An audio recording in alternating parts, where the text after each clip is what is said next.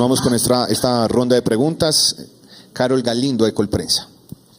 Buenas tardes, presidente, fiscal. Presidente, después de que esta mesa técnica de resultados, que se haya comprobado que se tomaron predios ilegales y se tomen las decisiones judiciales, ¿el gobierno puede llegar a tomar alguna acción, particularmente solo el gobierno? Y al fiscal aprovecho para preguntarle que hace unas semanas se anunció una mesa técnica que estaría investigando la invasión de tierras. De esta invasión de tierras, ¿ya ha habido algún resultado? ¿Si han estado involucrados grupos al margen de la ley? Muchas gracias. Ahí no te entendí la pregunta al final, para mí. Que además de que ya se hayan tomado decisiones judiciales, en dado caso de que se encuentre la toma de predios de manera ilegal, ¿el gobierno tomará alguna acción particular, pero solo el gobierno? La ley tiene unos determinantes sobre el tema de ocupación de tierras, unos tiempos, incluso unos mecanismos expeditos. Y es que el legítimo poseedor puede ser dueño y señor, propietario o propietaria o poseedor. El legítimo poseedor tiene unos tiempos en donde la policía le debe, la ordena a él, y puede provocar vía inspecciones de policía, procesos sumarios en el mismo lugar donde se producen, la acción misma de la policía de manera casi que inmediata. Ya con tiempos superiores hay otro tipo de procedimientos, pero digamos, la ley hace tiempo aprobó mecanismos expeditos en este caso. Los datos que nosotros tenemos es que en el gobierno pasado hubo 146 ocupaciones. Aquí van 23.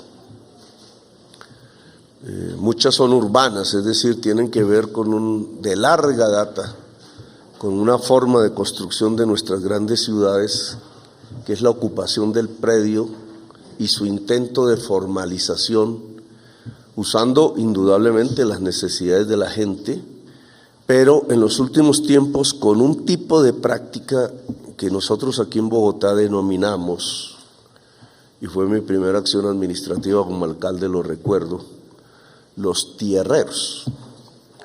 En ese momento teníamos una acción de desalojo y el Consejo de Estado nos la suspendió, por ejemplo, en una acción práctica que hubo hacia el lado de San Cristóbal. Los tierreros son mafias, digamos, que usan la necesidad de la gente, le ofrecen a la gente la certeza de tener un lote en la ciudad, y lo que ha hecho el tierrero es ocuparlo.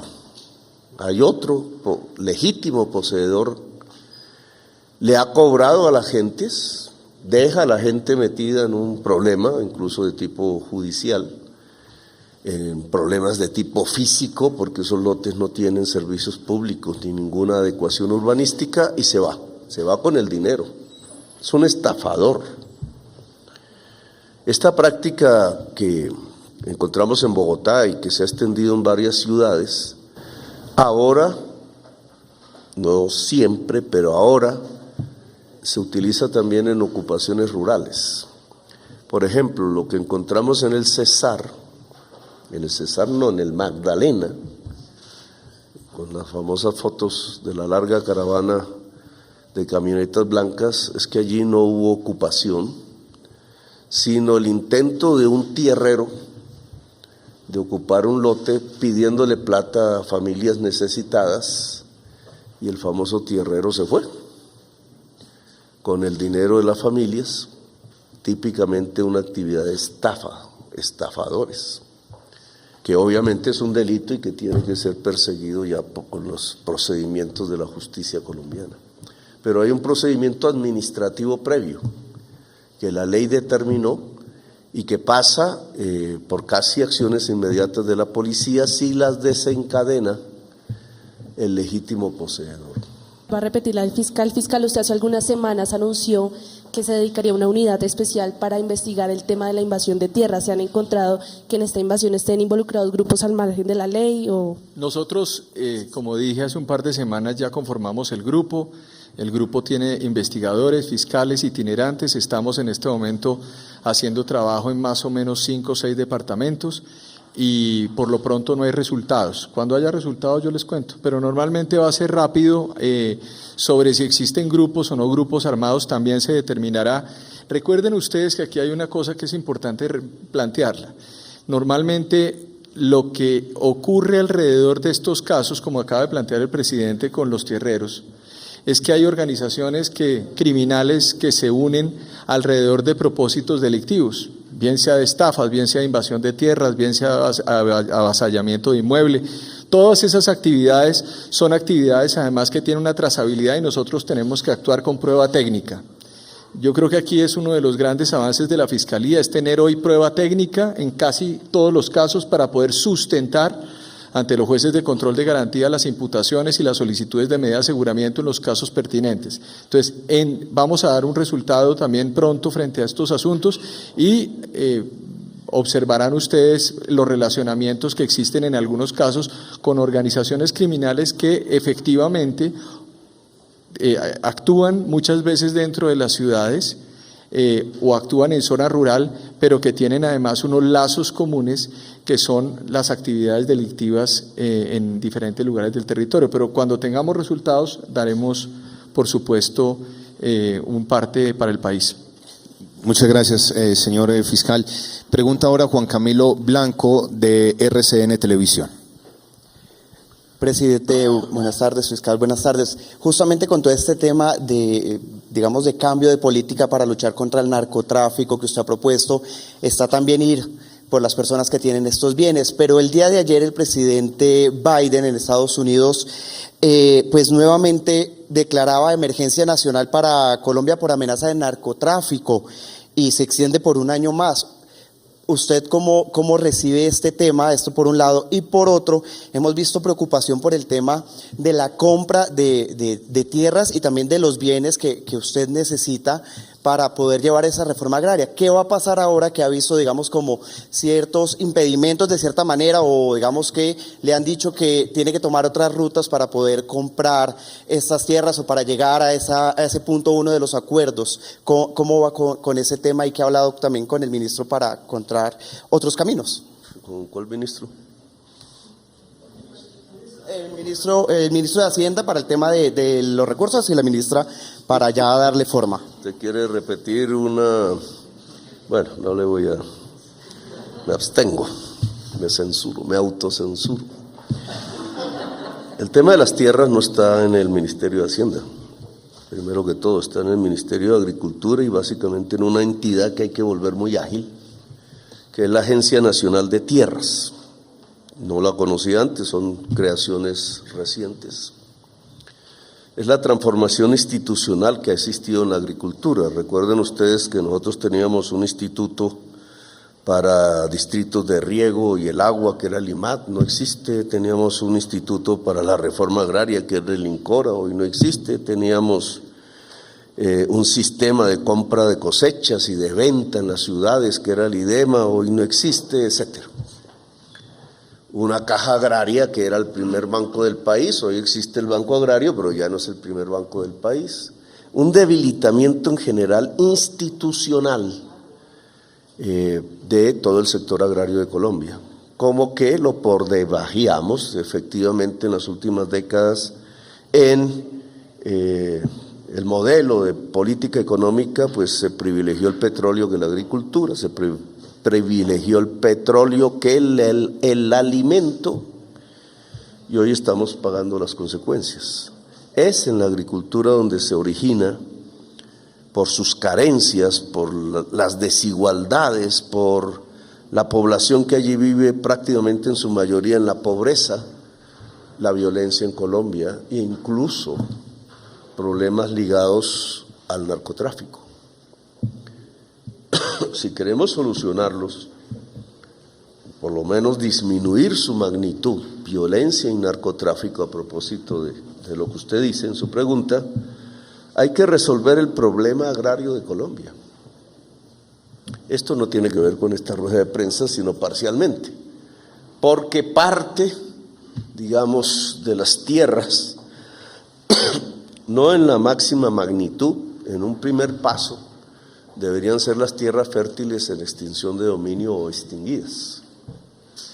y obviamente la SAE aquí es la que tendría que dar el primer paso. Anuncia su director, su presidente, que 60.000 hectáreas ya están disponibles para este primer paso en el Caribe. ¿Ah? Bueno, principalmente en el Caribe. 60.000 hectáreas de 3 millones, que es el objetivo, pues es apenas, ¿cuánto? El 2%. Si mis matemáticas no me hacen equivocar, 2%, pero es el primer paso que hay que dar.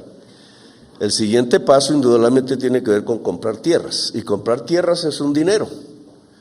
Vamos a hacer también cálculos matemáticos, pero no me extiendo más porque se nos va la rueda de prensa en otro tema que no es. Si usted quiere comprar y hacer transitar, es porque ese es el otro objetivo, esas tierras hacia la producción de alimentos, agropecuaria, incluso en un tercer paso hacia la industrialización ligera, que significa ni más ni menos que podríamos duplicar el PIB agrario, lo cual significa un volumen de crédito, lo cual significa transferencia tecnológica en la magnitud de 3 millones de hectáreas. Si duplicamos el PIB agrario, eso significa que Colombia se vuelve autosuficiente alimentariamente y exporta. Y si exportamos un volumen grande de alimentos, estamos cambiando el modelo de desarrollo. Ese es el sendero. Pongamos ese plazo a 6 años. Ojo, no vayan a sacar conclusiones que no he dicho. Ahora me toca advertir, porque ya la experiencia. Pongamos el plazo a 6 años. ¿Qué significa? Que en el primer año 500.000 hectáreas tienen que entrar en el circuito económico agrario de Colombia. ¿Cuánto valen 500.000 hectáreas? Pues si son 10 millones por hectárea, 5 billones, si son 20, 10. Un rango de 5 a 10 billones año. ¿Tenemos el dinero o no lo tenemos? Pues la respuesta primera es sí tenemos el dinero, pero la segunda es hay que cambiar las prioridades. ¿Quién cambia las prioridades? En primerísimo lugar, el presidente de la República, quien es el que presenta el presupuesto al Congreso. Entonces la responsabilidad es mía, no me invente peleas con ministros que no tengo. No es que no tenga ministros, no tengo peleas con los ministros. No, pues es que es obvio que somos el primer país exportador de cocaína. ¿Qué querías que pasara? ¿Cómo se resuelve el problema? Ahí el debate público. Gracias, presidente. Finalmente, pregunta Caroline Morales de RCN Radio y la FM. Buenas tardes a todos, presidente. Bueno, se habla en esta rueda de prensa de más de 25 billones que estarían en el aire con estos bienes, y este gobierno ha planteado diversos retos en proyectos sociales que necesita el país. Y usted habla también, y lo ha hablado el mundo, de esta recesión económica. ¿Cómo sería el impacto de esta recesión económica en Colombia y en qué fecha se espera que se recrudezca esta recesión económica de la que se habla? Sí. El impacto es por diversas vías. Por ejemplo, usted puede esperar un estancamiento de compras de petróleo y carbón. Es lo primero, porque la energía de la economía mundial hoy por hoy, lamentablemente. Pero si la economía se detiene esa demanda. ¿Qué pasará con el precio internacional? Dejémoslo un poco en puntos suspensivos, porque hay un contrafactor, la guerra, de un país profundamente petrolero que es Rusia, petrolero y de gas. Puede entrar vía tasa de interés.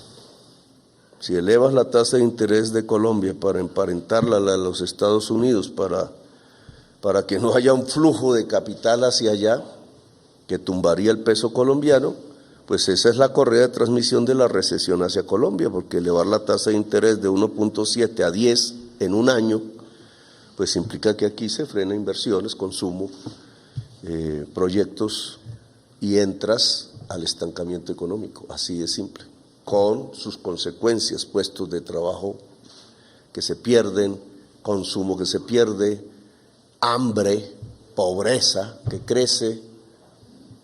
Ese es el mecanismo. Por otra parte, puede entrar, por ejemplo, en una reducción de remesas de colombianos en el extranjero al país, que es un tema importantísimo en la economía, pero que ellos, al entrar también en un problema económico allá en Estados Unidos, en Europa, entonces prefieren quizás mantener, si es que mantienen puestos de trabajo, su ahorro, que trasladarlo a Colombia.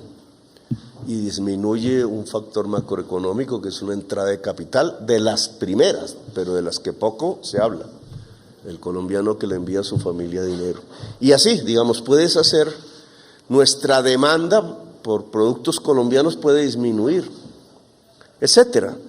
Es decir, nos contagiamos de la recesión. ¿Qué debe hacer el gobierno? Que no tiene todas las palancas del control de la política económica. Una actividad contracíclica. Contracíclica, ya vendrán los debates. Esa actividad contracíclica puede ser aumentar el crédito bancario a través de los instrumentos públicos financieros con tasas de interés bajas, pero en una gran cuantía. Puede ser, y no es antagónico, una actividad de compras del Estado que reactive sectores de la economía. Puede ser una actividad de inversión propia del Estado que entonces equilibre la reducción de la inversión privada. Puede ser, tema a discutir, un incremento de la demanda interna de Colombia, pero esto es a discutir, en donde, por ejemplo, una variable como el salario mínimo juega. Me hizo una pregunta. Si hay algo que hay que evitar, porque el objetivo de alzar las tasas, se ha dicho, no lo es frenar la inflación. La inflación en Colombia es inducida desde el exterior. Por tanto, los mecanismos para frenarla tienen que ver con otros mecanismos. Por ejemplo, subsidiar fertilizantes. Por ejemplo, aumentar la producción agraria en Colombia, pero tenemos el problema del invierno, la está reduciendo, una tormenta perfecta. Por ejemplo, no dejando indexar las variables económicas dentro del país, porque habrá la tendencia, incluso especulativa, de como crece la inflación 9%, todo hay que hacerlo crecer 9% o más. Ya hemos dado un ejemplo, energía eléctrica, no señores, no tiene que crecer 9% y es que reducirla. Habrá otra discusión, el salario mínimo. Se indexa la tasa de interés, pero no el salario mínimo. O sea, es bueno subir la tasa de interés, pero es malo no subir el salario. ¿Qué tipo de interés se defiende? Una discusión pertinente, yo la abro. El gobierno tomará posición porque tiene un mecanismo legal en su momento, que es precisamente el decreto de salario mínimo, pero explíqueme por qué es bueno subir la tasa de interés de acuerdo al ritmo de inflación, pero no es bueno subir el salario mínimo, porque ese sí desata la inflación. Subir la tasa de interés desata la inflación. Y si queremos contener la inflación, entonces tenemos que adoptar medidas diferentes, si el objetivo es contener la inflación. Entonces ya cuando llegue estos temas del debate y de los momentos cronológicos, pues lo discutiremos. Muchas gracias. Gracias, señor presidente, al señor fiscal general, a la señora vicefiscal, al director de la sede, Daniel Rojas. De esta manera estamos terminando esta conferencia de prensa.